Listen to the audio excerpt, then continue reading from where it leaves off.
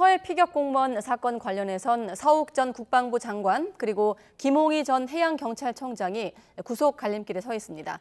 문재인 정부 대북 사건과 관련한 검찰의 첫 신병 확보 시도로 영장 결과에 따라 핵심 윗선에 대한 수사도 영향을 받을 것으로 보입니다. 현장 연결하겠습니다. 손효정 기자.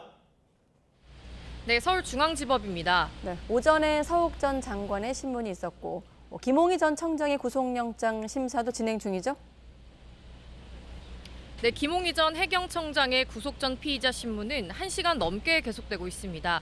김 전 청장은 법원에 출석하며 혐의를 인정하는지 또 잦은 월북으로 판단한 근거가 무엇인지 묻는 기자들의 질문에 침묵을 지켰는데요. 직접 보시겠습니다.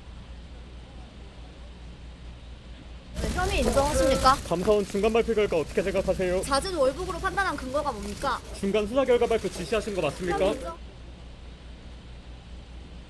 오늘 오전엔 서욱 전 국방부 장관의 신문이 먼저 진행됐는데요. 서 전 장관은 4시간 만에 신문을 마치고 법원에 빠져나갔지만 마찬가지로 별다른 말은 없었습니다. 이때 고 이대준 씨 친형 이래진 씨가 서 전 장관에게 달려들어 항의하면서 법원 관계자에게 제지당하기도 했습니다.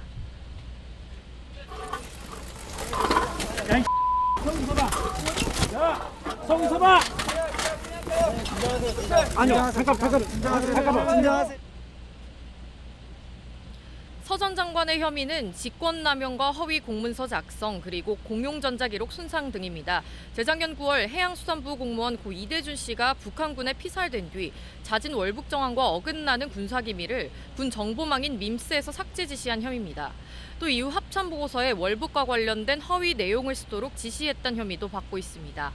감사원도 피살 이튿날 관계장관 회의가 열린 뒤 서 전 장관 지시로 밈스에서 군 첩보 관련 보고서 60건이 무더기로 삭제됐다는 감사 결과를 발표했습니다.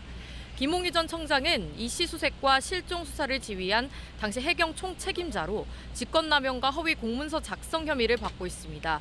검찰은 김 전 청장 구속영장 청구서에 사자 명예훼손 혐의도 적시했는데요. 이 씨가 현실 도피 목적으로 월북했다는 수사 결과를 발표해 고인의 명예를 훼손했던 겁니다.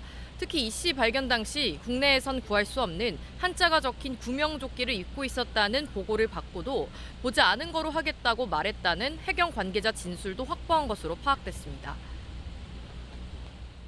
네, 두 사람 모두 혐의를 부인하는 것으로 알려졌는데 오늘 신문에선 어떤 점을 두고 다툰 겁니까? 네, 두 사람이 월북이 허위였다는 걸 알고도 직권을 남용했는지가 쟁점이 될 전망입니다. 앞서 서 전 장관의 신문에서도 검찰은 서 전 장관이 월북이 아닌 걸 알면서도 관련 자료를 짜 맞췄다고 주장한 것으로 알려졌습니다. 반면 서 전 장관 측은 당시 알려진 정보에 맞는 판단을 한 거라며 원본 기밀도 삭제한 적 없다는 기존 입장을 고수한 것으로 전해졌습니다. 하지만 검찰은 당시 이들의 지시가 정상적이지 않았다고 결론낸 것으로 파악됐습니다. 당시 국방부와 해경이 일련의 과정에서 핵심적인 역할을 한 국가기관인데 두 사람이 각 기관의 최고 결정권자로서 책임이 무겁다고 판단한 겁니다.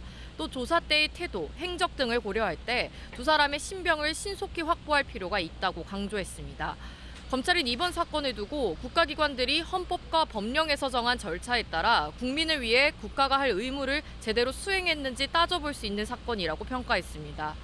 두 사람의 신병 확보 여부에 따라 당시 박지원 전 국정원장과 서훈 전 국가안보실장 등 핵심 윗선을 겨냥한 수사 동력도 영향을 받을 것으로 전망됩니다. 지금까지 서울중앙지법에서 전해드렸습니다.